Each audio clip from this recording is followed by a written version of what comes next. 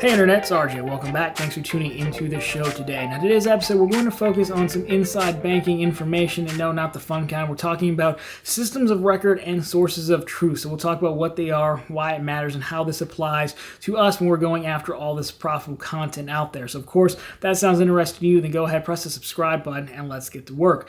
Now again, this becomes a very important topic for a few different reasons, and is generally linked to the promotional offers that we all love. So when we start at the top, a system of record and a source of truth, I understand that there are much more technical definitions out there, but these words, these phrases best sum up, the point we're going to make through this video. And all that to say is, a company runs off of multiple platforms, multiple vendors. So really there has to be one place, a system of record where the most important, most, accurate source of truth data is housed on. Maybe it could be customer accounts information, it could be customer relationship management tool, things like that. One place. Because if you think about it, if you take YouTube, for example, something we're all familiar with, the videos itself are edited in Final Cut Pro. On Apple, we might do screen recordings with QuickTime for B-roll and stuff like that.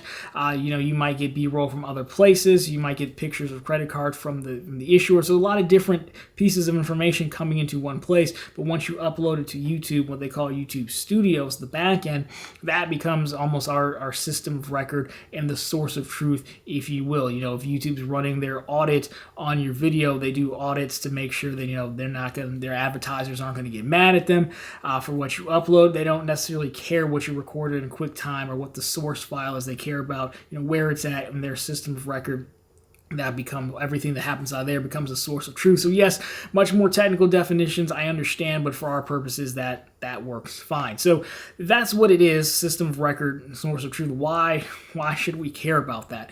Well, we should care about it because more often than not, if something goes wrong with your promotional offer, it's usually related to a promotional code not attaching correctly, which means it didn't end up in the system of record. And so when you're looking at what's known as the source of truth, the information within that system of record, it's not there, and then the bank's like, well, we can't do anything. It's not actually there. It didn't attach. What do you want us to do? So it's very important for us to understand, again, at a medium to high level, how this works. And we'll do it, with a few different stories to kind of illustrate then kind of what we can do about it or take from this on the back end. So Dave is a bank or a neobank of some sort. It's not a person. You'd be forgiven if you haven't heard of them. They had a promotional offer going on where if you signed up and you took a $5 cash advance, they give you $15. Again, not a great sum of money, but the cash advance costs 75 cents. So solid arbitrage, and you know me, I will go after any amount of money I think I can get. So long story short, this is one of those offers where you click on the link and it takes you directly to the App Store to download an app. For whatever reason, the promo codes with the QR code, or the promo offers with the QR code, and then the ones with the links to take you directly to the App Store, those never go right for some reason. So anyhow, doing that one, and sure enough, they don't pay out. So I'm going back and forth with customer service. Finally gets escalated, and the guy's like, look, there's nothing we can do. It's not actually in our system, doesn't have a record of this attaching. So, you could file a complaint, a CFPB complaint for $15 if you wanted to, but all they're going to come back with and say is, well, hey, look, it's not in our system, even though I provided the link that I use and the PDF of their terms and conditions. On the back end, they have other documentation in there that's also in their system of record that says, hey, look, we also asked for the person who referred you and things like that. Of course, I don't have it because I just found it on a blog. So they would win because it's not in their system. Now, additionally, if you go on a little bit further, GoToBank is another bank I've ended up going back and forth with. This time it was over referrals. They actually sent me emails, 13 individual emails saying that they deposited $100 per email in my account for completing referrals, but wouldn't you know it, there's no money there. And so now I've filed a CFPB complaint going back and forth with them on this now. But again, we can infer something from here because, in this case, I would imagine those emails probably came from a CRM, customer relationship management tool, would probably, if nothing else, intake information from their system of record or source of truth confirming that these referrals have been completed, because I have the emails that say, but yet there's no money. And that becomes important because that gives us more of a ground to stand on if we have at least a level of understanding. We're never going to know how well their systems work and communicate. That's not reasonable expectation. But we go in more prepared, thinking about formatting our complaint or our grievance with the bank from a standpoint of like, well, hey, look, something in your system understands that these referrals were completed. It triggered to send the 13 different notifications that confirm documentation on GoToBank letterhead that I should be paid for a total of 13 emails. That's $1,300. So you've told me I completed this on your side. You just haven't dispersed the money yet. That's a much stronger argument than, I don't know, I got these emails, where's my money? And that's really why this gets important, to at least understand how this works and how banks kind of look at process. Again, this applies to any company, I should say, but again, obviously we're just more focused on banks.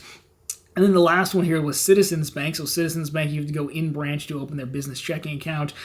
There was no promo code listed on the promo page. I did get a mailer as well without a promo code. So I asked the banker.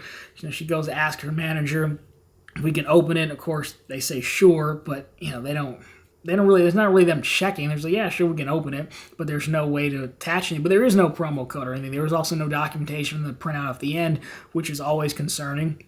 But sure enough, Citizens doesn't pay. This time it's $500. So I was able to go back and forth with them, providing them the dates I completed everything, and it took a while, but Citizens back office, customer service, went back to their marketing or promotions team, who ended up going back and do what I'm going to guess is a customer relationship management tool. You sometimes see promotional offers stored there. Again, you can have multiple systems. You just all try to feed them into one spot, hopefully, so it makes life easier. And was able to pull the offer on their side and then match it up with the fact that, one, it didn't have a code on it. Number two, I opened the right account, completed the requirements, so then they did end up paying. But again, it helps to know that, we try to provide documentation. That's the biggest thing we can do. You can see sometimes it doesn't help. In the case of Dave, they're like, well, look, it's not in our system. It's not in our system. And again, if it's more than $15, I probably would have fought harder, but, you probably still would have lost because they're citing the system. So some of this, we're still hoping that people will be reasonable and be like, well, I can see the intent was there.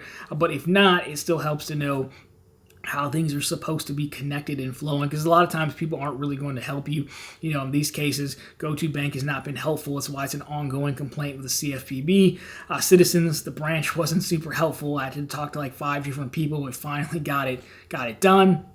Again, Dave, just it's not really worth the hassle. So overall, that's really how system of records works, how we understand it. Now, luckily, with credit cards, which we mostly talk about here, usually we see it as like, hey, as long as you meet the requirements and sign up for this card, then it's auto attached and you don't have to worry about attaching promo codes. Again, you see it a lot more on the bank account side where there's a promo code involved, or especially those QR codes.